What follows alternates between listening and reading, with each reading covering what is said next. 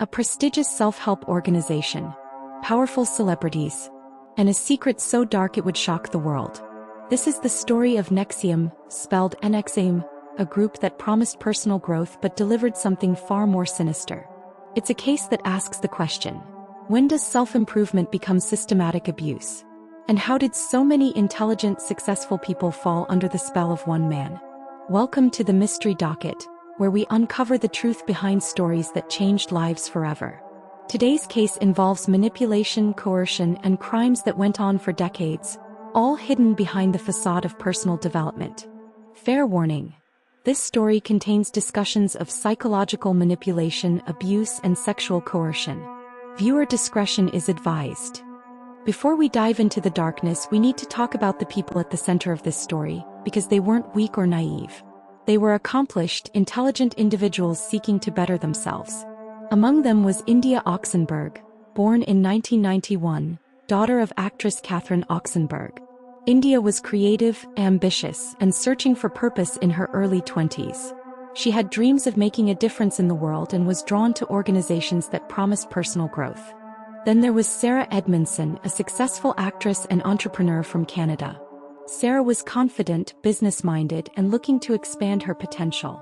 She genuinely believed she could help others through personal development. And Allison Mack, yes, the actress from Smallville. Allison was at the height of her career, beloved by fans with everything going for her. She was seeking deeper meaning and purpose beyond Hollywood success. These weren't vulnerable people who were easy targets. They were smart, driven individuals who thought they were joining something that would make them better versions of themselves. That's what makes this story so chilling. It shows how anyone can fall victim to sophisticated manipulation.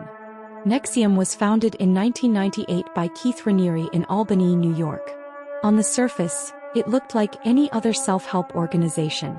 They offered courses called Executive Success Programs or ESP, promising to help people overcome their limitations and reach their full potential. The marketing was slick.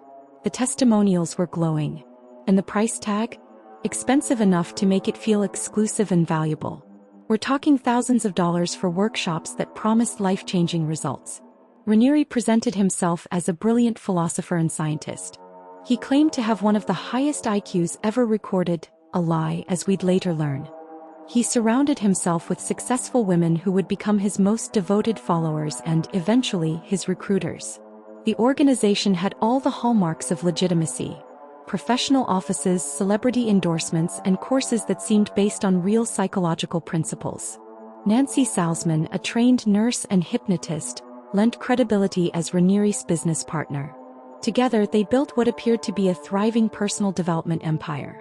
But beneath this polished exterior, something much darker was taking shape. The courses weren't just about self-improvement, they were about breaking people down, making them dependent and ultimately controllable. The first red flag? The language. NXIVM had its own vocabulary, its own way of looking at the world. Students learned to think in NXIVM terms, to see questioning the organization as a personal failing rather than healthy skepticism.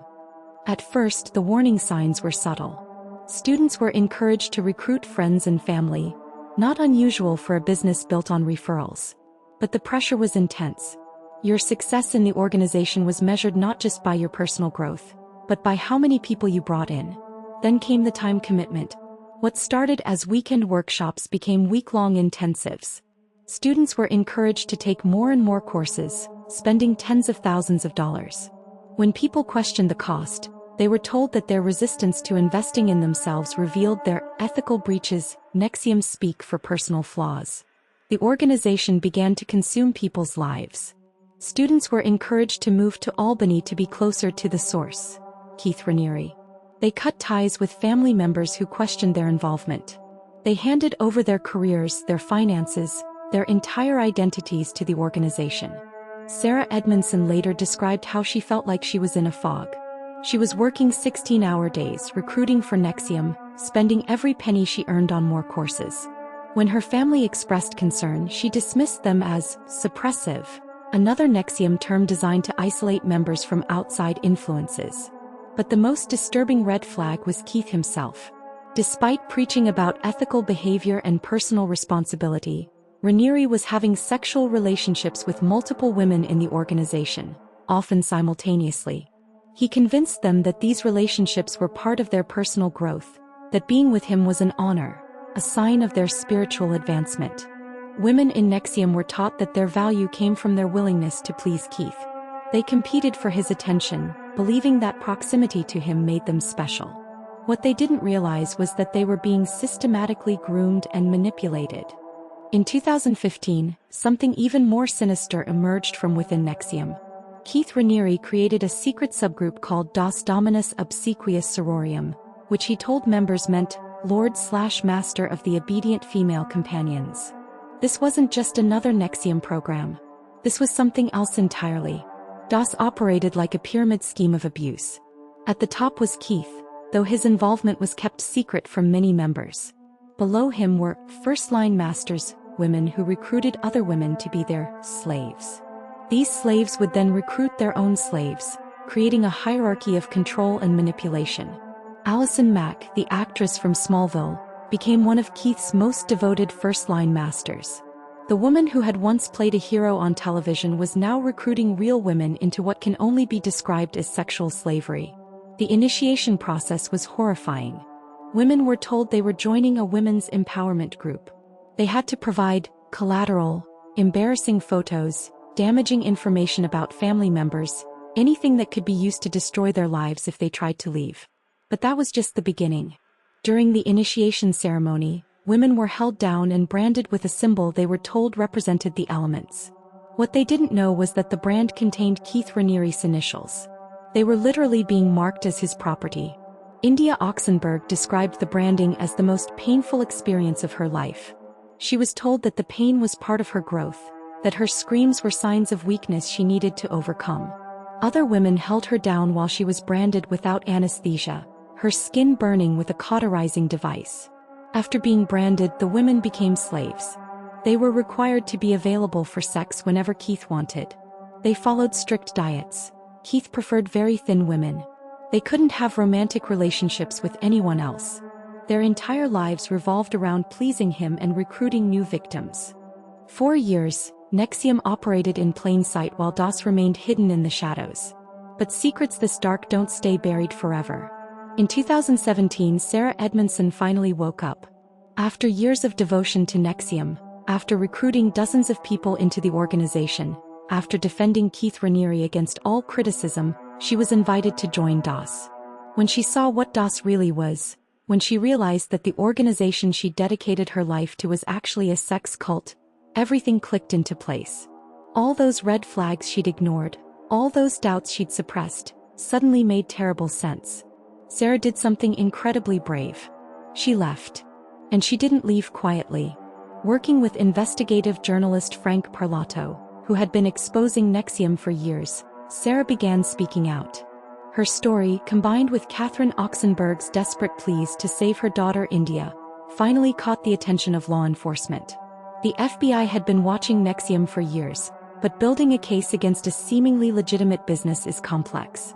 Sarah's testimony, along with evidence from other defectors, finally gave them what they needed. In March 2018, Keith Raniere was arrested in Mexico, where he'd fled when he learned about the investigation. The man who had convinced hundreds of people that he was a brilliant philosopher and ethical leader was found hiding in a luxury villa, surrounded by cash and hard drives full of evidence.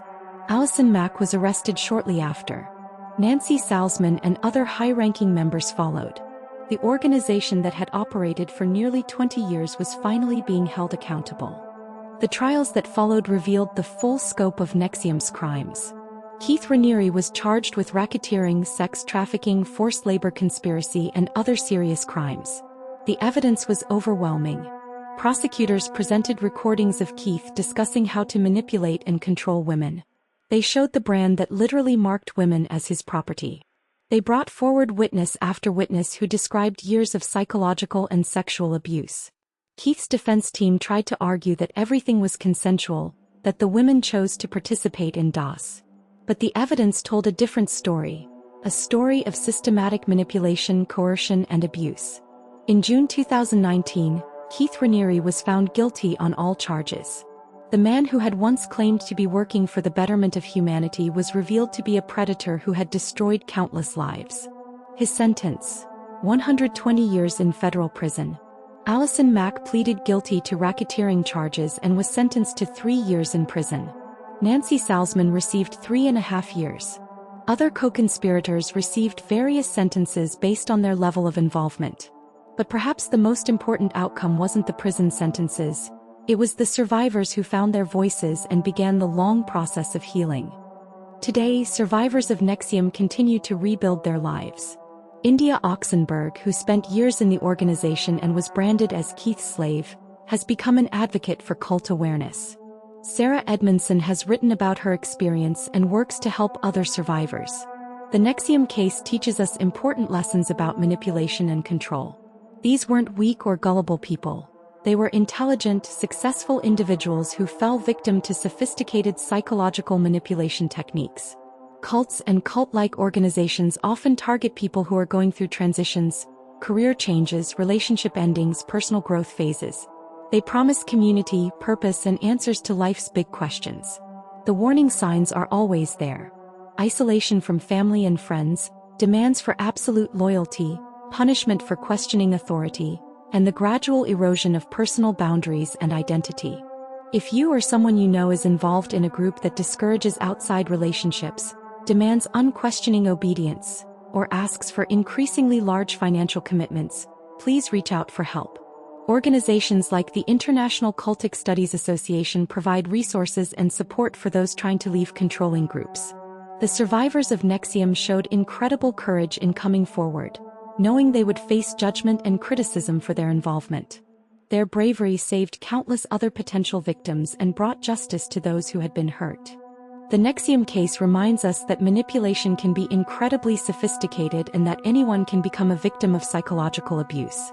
The important thing is recognizing the signs and having the courage to seek help when something doesn't feel right. What are your thoughts on the NXIVM case? How do you think we can better protect people from groups like this? Let me know in the comments below. Thank you for watching the Mystery Docket. If you found this story important, please consider liking and subscribing to help us share more stories that deserve to be heard. Until next time, stay safe and stay curious. Please note that all information presented is based on publicly available court records, news reports, and documented testimonies.